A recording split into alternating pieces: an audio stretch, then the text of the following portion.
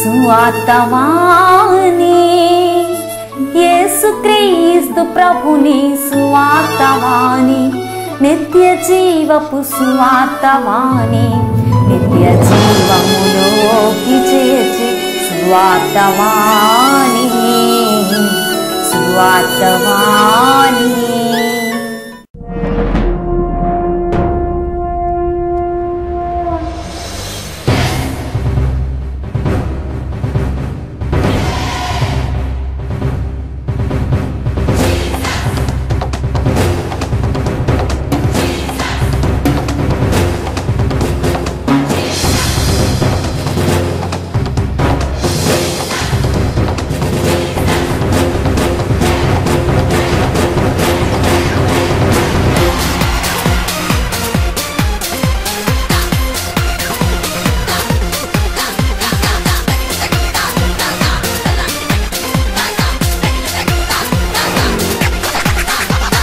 సువార్తను మేము ప్రకటింతుము, ప్రభు యేసు గూర్చి చాటింతుము, రక్షణ మార్గము చూపింతుము, నశించు ఆత్మల రక్షింతుము.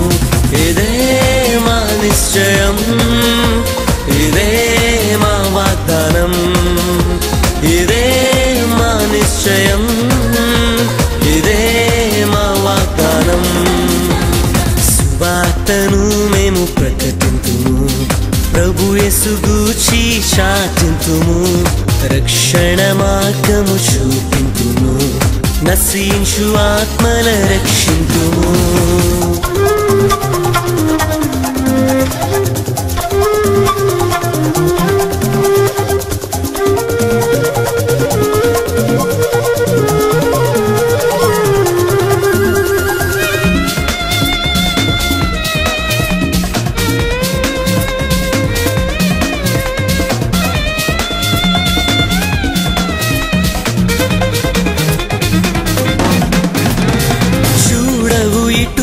నేత్రములు పాటింతు యేసుని సూత్రములు, చూడవు ఇటు అటు నేత్రములు పాటింతు యేసుని సూత్రములు, వినిపించే సువార్త గాత్రములు, చెల్లించేదం యేసుకి స్తోత్రములు.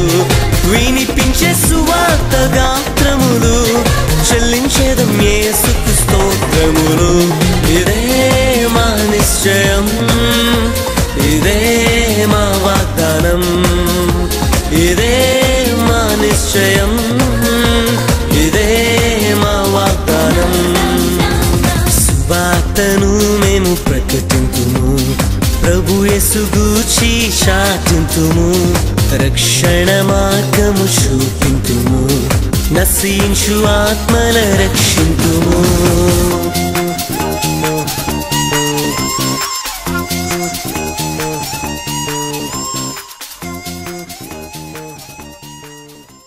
సువార్తవాణి కార్యక్రమమును వీక్షిస్తున్న శ్రోతలందరికీ ప్రభు అయిన యేసుక్రీస్తు వారి పరిశుద్ధ నామమును బట్టి శుభవందనములు తెలియజేస్తున్నాను. ప్రభువునకు ప్రార్థన చేయుదుము. పరిశుద్ధమైన తండ్రి, మీ పరిశుద్ధ నామమునకు స్తోత్రములు, స్తుతులు, వందనములు. ప్రభువా, వాక్యం వినుచుండగా నిత్య జీవమునకు నిర్ణయింపబడిన వారందరూ విశ్వసించి రక్షణందుకొనుటకు గాను వాక్యమును, లేఖనములను, ప్రవచనములను గ్రహించినట్లుగా వారి మనస్సులను తెరవండి. మంచి నేలను పడిన విత్తనం వలె నూరంతలుగా ఆత్మీయ ఫలములు ఫలించి నిత్య జీవమునకు వారసులుగా దీవించుమని మా ప్రభువును రక్షకుడైన యేసుక్రీస్తు పరిశుద్ధ నామమును బట్టి ప్రార్థిస్తున్నాను పరమ తండ్రి, ఆమేన్. దేవునికి స్తోత్రం కలుగును గాక. మరి సువార్తవాణి ప్రేక్షకులందరికీ ప్రభు అయిన యేసుక్రీస్తు వారి పరిశుద్ధ నామమును బట్టి మరొకసారి వందనములు తెలియజేస్తున్నాను. ఈ టీవీ పరిచర్యలో మమ్మల్ని ఎంతగానో ప్రోత్సహిస్తున్న రెవరెండ్ గొల్లకోటి సత్యప్రసాద్ అయ్య గారికి, వారి కుటుంబమునకు మా హృదయపూర్వకమైన వందనములు సమర్పిస్తున్నాను. ఈ సమయమందు దేవుడు అనుగ్రహించిన వాక్య సందేశం ఏమనగా, మత్తయి సువార్త 8వ అధ్యాయము 18 నుండి 20 వచనములను మనం ధ్యానం చేసిన ఎడల ఆయన యేసుక్రీస్తు ప్రభువారి సువార్త ప్రకటించమని మనకు నిర్ణయించిన దానిని బట్టి, ఆజ్ఞ ఇచ్చిన దానిని బట్టి, అయితే యేసువారి యొద్దకు వచ్చి, పరలోకమందును భూమి మీదను నాకు సర్వాధికారము ఇయ్యబడి ఉన్నది, కాబట్టి మీరు వెళ్ళి సమస్త జనులను శిష్యులనుగా చేయుడి. తండ్రి యొక్కయు కుమారుని యొక్కయు పరిశుద్ధాత్మకయు నామములోనికి వారికి బాప్తిసం ఇచ్చుచు నేను మీకు ఏ ఏ సంగతులను ఆజ్ఞాపించితినో వాటినన్నిటినీ గైకొనవలెనని వారికి బోధించుడి. ఇదిగో నేను యుగ సమాప్తి వరకు సదాకాలము మీతో కూడా ఉన్నానని వారితో చెప్పెను. దేవునికి స్తోత్రం. ఈ విధముగా సువార్త ప్రకటించుటకు ప్రభువైన యేసుక్రీస్తు వారి వలన అపోస్తలులు 12 మంది కూడా ఆజ్ఞను పొంది ఉన్నారు. వారి ద్వారా మనకు దృఢపరచబడిన వాక్యమును బట్టి ఈ దినమందు అదే సువార్తను మనము ప్రకటింపవలసిన బాధ్యత మనమును కలిగి ఉన్నాము. ఇంకను ప్రభువైన యేసుక్రీస్తు వారు చెప్పినటువంటి వాక్య భాగం ఏమనగా మార్కు సువార్త 16వ అధ్యాయము 15-16 వచనములందు, మరియు మీరు సర్వలోకమునకు వెళ్ళి సర్వ సృష్టికి సువార్తను ప్రకటించుడి. నమ్మి బాప్తిస్మం పొందినవాడు రక్షింపబడును, నమ్మని వానికి శిక్ష విధింపబడును. యేసుక్రీస్తు ప్రభు సిలువ వేయబడి చనిపోయి సమాధి చేయబడి 3వ దినమున సజీవుడిగా లేచి మరి భూమి మీద 11 మారులు శిష్యులకు ప్రజలకు మరలా కనబడినట్లుగా బైబిల్ గ్రంథమందు కలదు. ఈ భూమి మీద సమాధి నుండి లేచిన తరువాత ఆయన సజీవుడిగా 40 దినములు ఆయన శిష్యులకును పరలోక మర్మములన్నీ కూడా ఆయన వివరంగా బోధించారు. ఎలాగంటే మీకా ప్రవక్త ప్రవచించినటువంటి వాక్య భాగమును ధ్యానిద్దాం. మీకా రాసిన గ్రంథము 6వ అధ్యాయం 9వ వచనములో, ఆలకించుడి, యెహోవా పట్టణమునకు ప్రకటన చేయుచున్నాడు, జ్ఞానము గలవాడు నీ నామమును లక్ష్యపెట్టును, శిక్షను గూర్చిన వార్తను, శిక్షను నిర్ణయించిన వానిని గూర్చిన వార్తను ఆలకించుడే. ఈ విధముగా నమ్మి బాప్తిసం పొందినవాడు రక్షింపబడతాడు, నమ్మని వానికి శిక్ష విధించబడతాడు అనేటటువంటి వాక్య భాగాన్ని అనుసరించి శిక్షను ఎవరు నిర్ణయించారు, శిక్ష ఎవరు అమలు పరుస్తారు అనేటువంటి విషయాన్ని వినవలసినదిగా ప్రభువారు దేవుడైన యెహోవా ఆ దినములయందే పట్టణమునకు ఆయన మహాసందేశమును ప్రకటనను చేయుచున్నాడు. రోమీయులకు రాసిన పత్రిక 8వ అధ్యాయం 33వ వచనమునందు, దేవుని చేత ఏర్పరచబడిన వారి మీద నేరం మోపువాడెవడు? యేసుక్రీస్తును నమ్మి రక్షణ అందుకొని బాప్తిసం పొందుకొని మరణ పర్యంతము విశ్వాసముతో జీవించిన వారి మీద నేరం మోపేవాడెవడు లేడని దేవుని వాక్యం మాట్లాడుచున్నాడు. నీతిమంతులుగా తీర్చువాడు దేవుడే, నీతిమంతులుగా తీర్చేవాడు దేవుడే. శిక్ష విధించువాడెవడు? చనిపోయిన క్రీస్తు యేసే. దేవునికి స్తోత్రం. అంతేకాదు, మృతులలో నుండి లేచిన వాడును, దేవుని కుడిపార్శ్వమున ఉన్నవాడును, మన కొరకు విజ్ఞాపనము చేయవాడును ఆయనే. ఆమేన్. దేవునికి స్తోత్రం. కనుక యేసుక్రీస్తు సువార్త ప్రతి ఒక్కరూ కూడా అంగీకరించి నమ్మి తీరాలని ఈ సువార్త యొక్క సారాంశము. అపోస్తల కార్యములు 1వ అధ్యాయము 3వ వచనం ధ్యానించుకుందాం.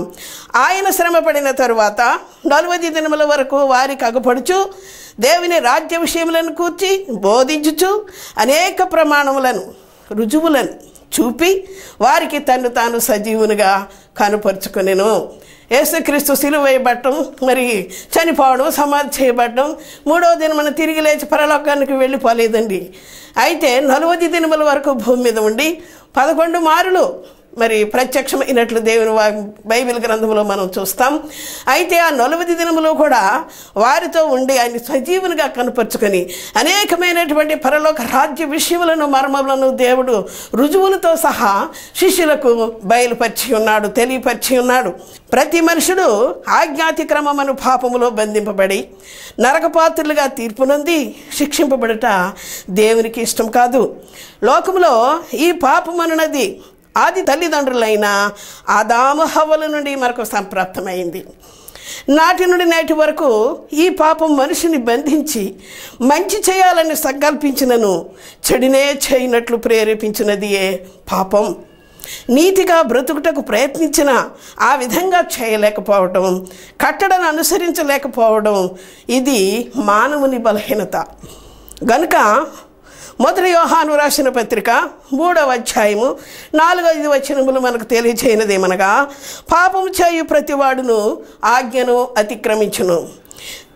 పాపములను తీసివేయుటకి ఆజ్ఞాతిక్రమమే పాపము. పాపములను తీసివేయుటకై ఆయన అనగా యేసుక్రీస్తు ప్రత్యక్షమైనని మీకు తెలియను. ఆయన యందు పాపమేమీ లేదు. ఆయన యందు నిలిచియుండు వాడెవడునూ పాపము చేయడు.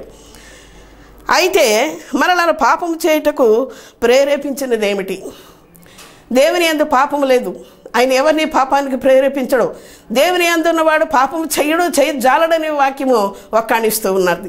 అయితే మనల్ని పాపం చేయడానికి ప్రేరేపించేది ఏమిటి?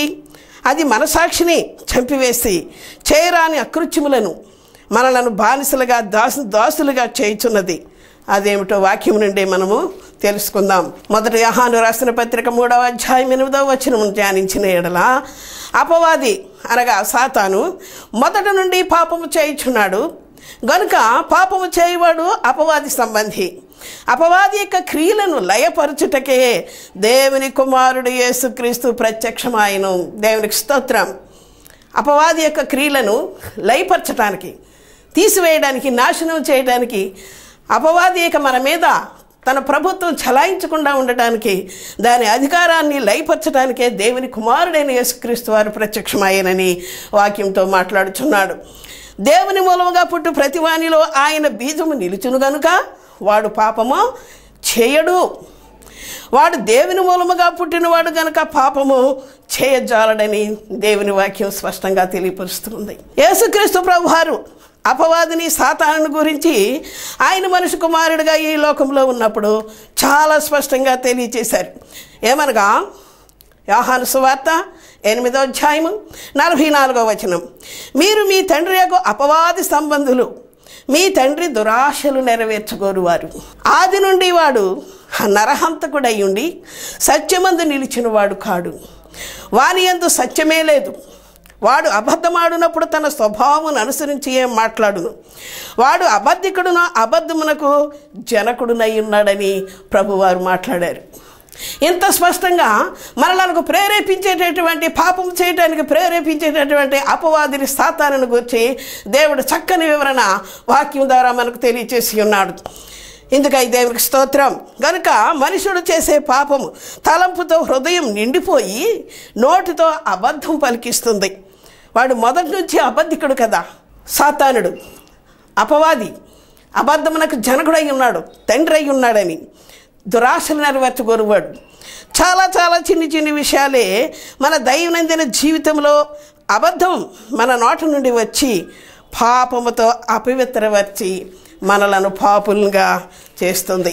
ఏ దేశవాసి అయినా, ఏ భాష మాట్లాడువారైనా, సకల జాతులు, కులములు యేసుక్రీస్తు ప్రభు దేవుడని ఒప్పుకొని పాపములు పరిహరించి నీతిమంతులుగా, నిర్దోషులుగా, పరిశుద్ధినిగా చేయుటకు ఆకాశమునకును భూమికి మధ్య సిలువలో వేలాడి తన అమూల్యమైన రక్తముతో పాపములను కడిగి పవిత్రపరిచి ఉన్నాడు. పాపమునకు తగిన శిక్ష నరుడు భరించవలసి ఉండగా ఆ శిక్షను క్రీస్తు ప్రభు పొంది దేవునికి నరునికి మధ్యవర్తిగా వచ్చెను.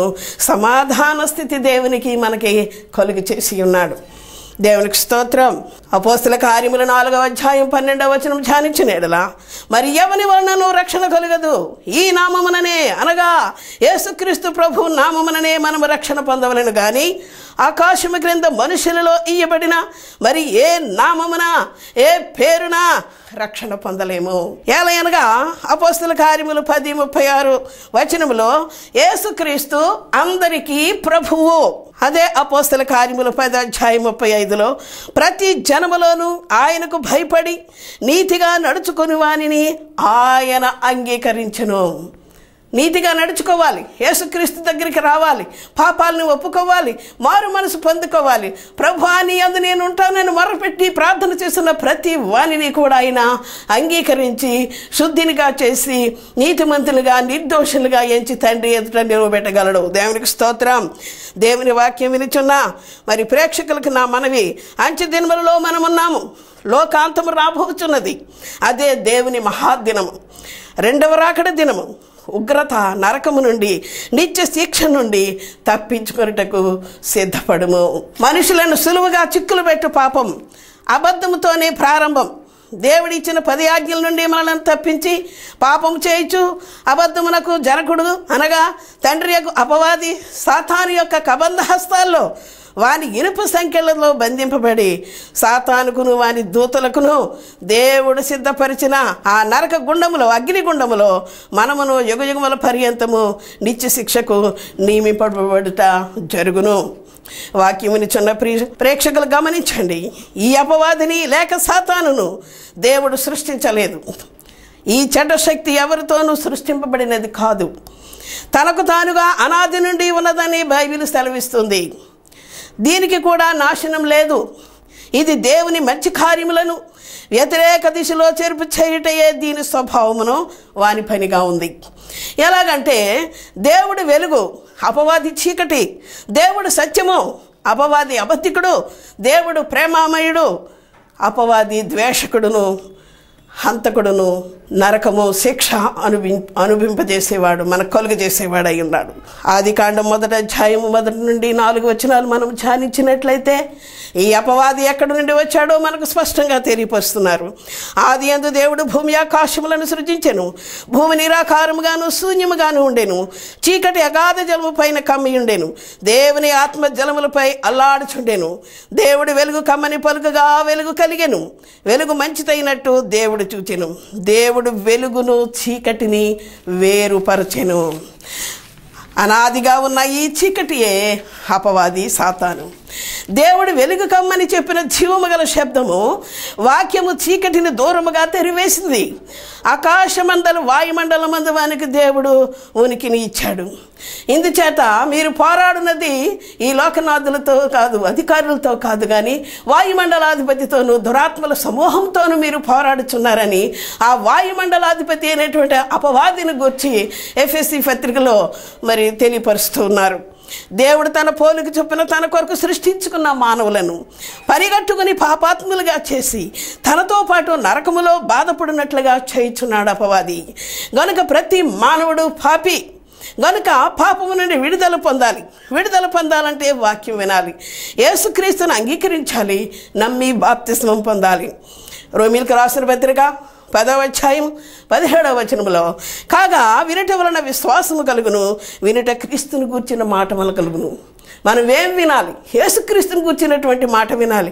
అది వినినట్లయితే మనకు విశ్వాసం కలుగుతుంది. మనకు ఆ విశ్వాసం ఎందుకు? వాక్యంలోనే తెలుసుకుందాం. రోమీయులకు రాసిన పత్రిక 10వ అధ్యాయం 13వ వచనంలో ఎందుకనగా ప్రభువు నామమును బట్టి ప్రార్థన చేయవాడెవడో వాడు రక్షింపబడును. దేవునికి స్తోత్రం. రోమీయులకు రాసిన పత్రిక 10వ అధ్యాయం మరి 9, 10 వచనాలు కూడా మనం ధ్యానం చేసినట్లయితే అదేమనగా యేసు ప్రభువు అని, యేసు ప్రభువు అంటే యేసు దేవుడే అని నీ నోటితో ఒప్పుకొని దేవుడు మృతులలో నుండి చనిపోయిన వారిలో నుండి ఆయనంటే యేసుక్రీస్తు ప్రభువును లేపనని నీ హృదయమందు విశ్వసించిన యెడల నీవు రక్షింపబడుదువు. ఎలాగనగా నీతి కలుగునట్లు మనుషుడు హృదయంలో విశ్వసించును, రక్షణ కలుగునట్లు నోటితో ఒప్పుకొనును. యేసుక్రీస్తు మహిమగల దేవుడు సిలువలో మనుషుడు చేసిన ప్రతి పాపమును శిక్ష మన పక్షముగా భరించి ఉన్నాడు. మనం పొందవలసిన శిక్షణ ఆయన పొందుకున్నాడు. ఆయన పరిశుద్ధ దేహమందు పరిశుద్ధ రక్తం మన కొరకు పాపముల కొరకు పరిహారంగా ప్రాయశ్చిత్తంగా చేసి చనిపోయి 3వ దిన మన సజీవునిగా లేచి మనలను కూడా జీవింపచేసెను. దేవునికి స్తోత్రం. తిమోతిలకు రాసిన పత్రిక 1వ అధ్యాయం 15వ వచనమందు పాపులను రక్షించుటకు క్రీస్తు యేసు లోకమునకు వచ్చెను అను వాక్యము నమ్మతగినది, పూర్ణ అంగీకారమునకు యోగ్యమునై ఉన్నది. పాపులను రక్షించుట క్రీస్తు ప్రభు అనగా దేవుని చేత అభిషేకించబడి పాపముల నుండి రక్షించేవాడే యేసు. రక్షకుడిగా లోకమునకు వచ్చిన కనుక ప్రతి ఒక్కరూ యేసు ప్రభువారిని అంగీకరించి నమ్మి విశ్వాసం ఉంచాలి. మనము లేక నేను పాపినని ఒప్పుకున్నట్లయితే పాపమునకున్న నరక శిక్ష ఆ అగ్నిగుండంలో పాలు పొందకుండా రక్షణలో ఉంటాము. మొదటి యోహాను రాసిన పత్రిక 1వ అధ్యాయము 9వ వచనంలో మన పాపములను గూర్చి మనం ఏం చేయాలో చాలా స్పష్టంగా తెలియపరిచి ఉన్నారు. మన పాపములను మనం ఒప్పుకొని యెడల ఆయన నమ్మదగిన వాడును నీతిమంతుడును గనుక ఆయన మన పాపములను క్షమించి సమస్త దుర్నీతి నుండి మనలను పవిత్రులుగా చేయును. అలాగే మొదటి యోహాను రాసిన పత్రిక 1 అధ్యాయం 10వ వచనం కూడా ధ్యానం చేద్దాం. మనము పాపము చేయలేదని చెప్పుకుని ఎడల ఆయనను అబద్ధికునిగా చేయవారమగుదుము. సత్యవంతుడైన దేవుడిని మనం అబద్ధికునిగా చేయకూడదు. అపవాది అబద్ధికుడును అబద్ధమునకు జనకుడునై ఉన్నాడు కనుక ఈ యొక్క పాపము నమ్మని వారి ఎడల తప్పక నిత్య శిక్షకు దారితీస్తుంది. మరియు ఆయన వాక్యము మనలో ఉండదు. ఆయన వాక్యము ఆది యందు వాక్యము ఉండెను, వాక్యము దేవుని యొద్ద ఉండెను, వాక్యము దేవుడై ఉండెను. యోహాను సువార్త 1 అధ్యాయం 1వ వచనములో ఆ వాక్యమైనటువంటి దేవుడు మన హృదయంలో ఉండడు. మొదటి యోహాను రాసిన పత్రిక 1:8 కూడా మనము పాపము లేని వారమని చెప్పుకొని ఎడల మనలను మనమే మోసపుచ్చుకొందుము. ఇది ఇంకా చాలా భయంకరము. మనలను మనమే, ఎవరు మోసపుచ్చక్కర్లేదు. నమ్మనట్లయితే, మనలను పాపినని కాదని నీతిమంతుడినని గర్వించినట్లయితే తప్పకుండా మనల్ని మనమే మోసపుచ్చుకుంటామని జీవమగల దేవుని వాక్యం మాట్లాడుతున్నాడు. మరియు మనలో సత్యం ఉండదు అని చెప్తున్నారు. సత్యం అంటే ఏమిటి? యోహాను సువార్త 17వ అధ్యాయం 17వ వచనములో సత్యమందు వారిని ప్రతిష్ఠ చేయము, నీ వాక్యమే సత్యము. దేవునికి స్తోత్రం. ఇంత గొప్ప రక్షణను మనం నిర్లక్ష్యం చేసిన మరి ఎలాగో తప్పించుకుందాము? హెబ్రీలకు రాసిన పత్రిక 2వ అధ్యాయం 3వ వచనంలో మనతో మాట్లాడుతున్నారు. అట్టి రక్షణ ప్రభువు బోధించే చేత ఆరంభమైందని చెబుతా ఉన్నారు. దేవుడు తాను చిత్తానుసారముగా సూచక్రియల చేతను, మహత్కార్యముల చేతను, నానా విధములైన అద్భుతముల చేతను, వివిధములైన పరిశుద్ధాత్మ వరములను అనుగ్రహించుట చేతను వారితో కూడా సాక్ష్యం ఇచ్చుచుండగా వినిన వారి చేత మనకు ఈ వాక్యము దృఢపరచబడిను. ఇందును బట్టి ఈ దినమందు మనం సువార్త వాక్యమును ప్రకటించడానికి బాధ్యులమై ఉన్నాము, అర్హులమై ఉన్నాము. అనేక మందిని దేవుని కొరకు ఆత్మలను సిద్ధము పరచవలసిన వారమై ఉన్నాం. మత్తయి సువార్త 4వ అధ్యాయం 17వ వచనంలో యేసు ప్రభువారు పరలోక రాజ్యం సువార్తను ఆయన మొదట ప్రకటించి ఉన్నారు. అప్పటి నుండి యేసు పరలోక రాజ్యం సమీపించి ఉన్నది కనుక మారు మనస్సు పొందడి. ఇంతవరకు చీకటి జీవితానికి స్వస్తి చెప్పి మారు మనసు పొంది పరిశుద్ధ జీవితానికి, నూతన జీవితానికి, నూతన ప్రవర్తన కోరుకుంటున్నాడు దేవుడు. అనగా యేసు ప్రభువుని తెలుసుకొని మారు మనసు, పాపక్షమాపణ పొంది రక్షణ పొందిడి. నరకం తప్పించుకోనండి. ఎందుకంటే నరక బాధ తప్పించుటయే కాదు కానీ ఆయనకు మనం చేసినటువంటి ఒక వాగ్దానం కూడా మనం పొందుతాం, వారసులు అవుతాం. మొదటి యోహాను రాసిన పత్రిక 2వ అధ్యాయం 25వ వచనములో నిత్య జీవమును అనుగ్రహించునన్నది ఆయన అంటే యేసుక్రీస్తు ప్రభువారు తానే మనకు చేసిన వాగ్దానము. మొదటి కొరింథీయులకు రాసిన పత్రిక 1వ అధ్యాయం 21వ వచనంలో దేవుని జ్ఞానానుసారముగా లోకము తన జ్ఞానము చేత దేవుని ఎరుగకుండినందున సువార్త ప్రకటనయను వెర్రితనము చేత నమ్మువారిని రక్షించుట దేవుని దయాపూర్వక సంకల్పమాయను. మొదటి కొరింథీయులు 1వ అధ్యాయం 18వ వచనంలో కూడా సిలువను గూర్చిన వార్త నశించుచున్న వారికి వెర్రితనము కానీ రక్షింపబడుచున్న మనకు దేవుని శక్తి. దేవునికి స్తోత్రం. దేవుని వాక్యం వింటున్నా మరి ప్రేక్షకులు యేసుక్రీస్తు ప్రభువు రక్షణను ఇంకనూ పొందని వారిని బట్టి ప్రభు పేరిట బ్రతిమాలుచున్నాను. ఇంత గొప్ప రక్షణను నిర్లక్ష్యం చేయవద్దు. రేపు మాపులని వాయిదాలు వద్దు. దేవుని కృప వ్యర్థం చేసుకోవద్దు. ఈ కాలమును సార్థకం చేసుకోమని మనం చేస్తున్నాను. 2వ కొరింథీయులకు రాసిన పత్రిక 6వ అధ్యాయం 2వ వచనములో అనుకూల సమయమందు నీ మొరను ఆలకించితిని, రక్షణ దినమందు నిన్ను ఆదుకొంటిని అని ఆయన అంటే దేవుడు చెబుతున్నాడు కదా. ఇదిగో ఇప్పుడే మిక్కిలి అనుకూల సమయం. ఇదిగో ఇదే రక్షణ దినము. నేడే మారు మనసు పొందుకొని రక్షణ అందుకొని యేసుక్రీస్తు ప్రభువునందున్నవారు ఈ నరకమైన అగ్నిగుండాన్ని, ఉగ్రతని తప్పించుకొని దేవుని చేతిలో పడకుండా భయంకరము దేవుని జీవము గల చేతిలో పడటం, ఆ దేవుని చేతిలో నుండి తప్పించుకోవాలంటే రక్షణ అందుకోవాలి, నిత్య జీవమునకు వారసత్వం పొందుకోవాలి. మొదటి కొరింథీయులకు రాసిన పత్రిక 15వ అధ్యాయము 3-6 వచనములలో నాకు ఇయ్యబడిన ఉపదేశము మొదట మీకు అప్పగించితిని. అదేమనగా లేఖనముల ప్రకారము క్రీస్తు మన పాపముల నిమిత్తము మృతి పొందెను, సమాధి చేయబడెను, లేఖనముల ప్రకారము 3వ దినమున లేపబడెను. ఆయన కేఫాకును, కేఫా అనగా పేతురు, రాయి అని అర్థము ఇచ్చే పేరు. తరువాత 12 అంటే అపోస్తలులు 12 మందికి శిష్యులకును కనబడిను. అటు పిమ్మట 500కు ఎక్కువైన సహోదరులకు ఒక్క సమయం అందే కనబడిను. యేసుప్రభు వారు సమాధి నుండి తిరిగి లేచిన తర్వాత జరిగినటువంటి ఈ సంఘటనలు. యేసుక్రీస్తు గొప్ప దేవుడు, ఆయనే దేవుడు, మరి ఏ దేవుడును ఆయనకు సరికాడు. చనిపోయి తిరిగి బ్రతికి అందరికీ సజీవుడిగా కనపరుచుకుని పరలోకమునకు తిరిగి వెళ్ళిన జీవపు మహిమ గల దేవుడు, పునరుద్ధానులైన దేవుడు, నిత్య జీవమై ఉన్నటువంటి దేవుడు. దేవునికి స్తోత్రం కలుగాక.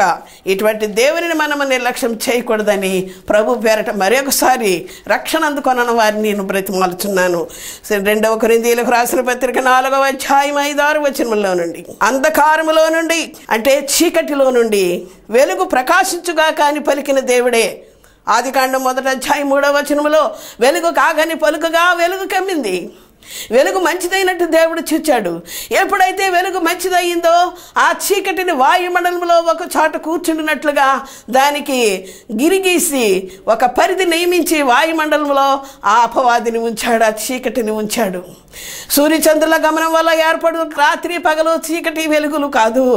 ఇది భయంకరమైనటువంటి అపవాది అయినటువంటి ఆ చీకటి, ఘోరమైన చీకటిని దేవుడు దూరపరిచి ఉన్నాడు మొదటే. అందుకే ఆ వాక్యాన్ని మరలా కొరింథీయులకు రాసిన పత్రికలో అపోస్తలుడైన పౌలు జ్ఞాపకం చేస్తున్నాడు. అంధకారములో నుండి వెలుగు ప్రకాశించుగాక అని పలికిన దేవుడే తన మహిమను కూర్చిన జ్ఞానము యేసుక్రీస్తునందు వెల్లడిపరచుటకు మా హృదయములలో ప్రకాశించెను. దేవునికి స్తోత్రం. మేము యేసుక్రీస్తు రక్షణను అంగీకరించి ఆయన కొరకు మేము జీవిస్తూ మేము తెలుసుకున్న ఈ రక్షణ, ఈ వెలుగును మరి ఇతరులకు కూడా ప్రకాశింపచేసి ఈ రక్షణను తెలియచేసి అనేక ఆత్మలు నరక బాధ నుండి తప్పించుకుని నిత్య జీవం పొందుకొనవలనని ఈ సువార్త భారము కలిగి ఉన్నాం. గనుక మమ్మను గూర్చి యేసుక్రీస్తు నిమిత్తం మేము పరిచారకులమనియు ప్రకటించుచున్నాం. ఈ సమయంలో మరి సువార్తవాణి సువార్త కార్యక్రమం ద్వారా వాక్యము ఓపికతో వినిచున్న ప్రేక్షకులందరికీ ప్రభు పేరిట వందనాలు తెలియజేస్తున్నాను. ప్రభు అయిన యేసుక్రీస్తు కృప మనందరికీ తోడయుండునుగాక. ముగింపు ప్రార్థన చేద్దాం. పరిశుద్ధమైన తండ్రి, మీ పరిశుద్ధ నామమునకు స్తోత్రములు, స్తుతి వందనము దేవా. సువార్తవాణి ద్వారా సువార్త వాక్యం వినుచున్న ప్రేక్షకుల హృదయంలో నీ వాక్యము మంచి నేలను పడిన విత్తనము వలె నూరంతలుగా ఫలింపచేసి నిత్య జీవం పొందినట్లుగా కృపదయ చేయండి. ఆత్మీయమైన మనసును హృదయమును తెరవండి తండ్రి, మనోనేత్రములు తెరవండి దేవా. ఆత్మీయమైన చెవులను, ఆత్మీయమైన ఆత్మను హృదయమును అనుగ్రహించండి. ప్రతి ఒక్కరూ మీ అమూల్యమైన రక్షణ అందుకొని నీ జీవ గ్రంథమందు పేర్లు వ్రాయబడిన వారై నిత్య జీవమునకు వారసులుగా నిర్ణయింపబడిన వారుగా ఎంచి దీవించుమని యేసుక్రీస్తు ప్రభు వారి పరిశుద్ధ నామమును బట్టి ప్రార్థించుచున్నాను. ఆమేన్. తండ్రి యొక్కయు కుమారుని యొక్కయు పరిశుద్ధాత్మ యొక్కయు సహవాసం ఇప్పుడు ఎల్లప్పుడూ సదాకాలము మనందరితో నుండి నడిపించునుగాక. ఆమేన్. మా ministry address pastor reverend T Sarath బాబు గారు machinery, eternal life ministries, Gollavilli, ఉప్పులగుప్తం మండలం, తూర్పుగోదావరి జిల్లా. Pin code number 533222. మీ ప్రార్థన అవసరతల కొరకు సంప్రదించవలసిన మా ఫోన్ నంబర్ 9000438700.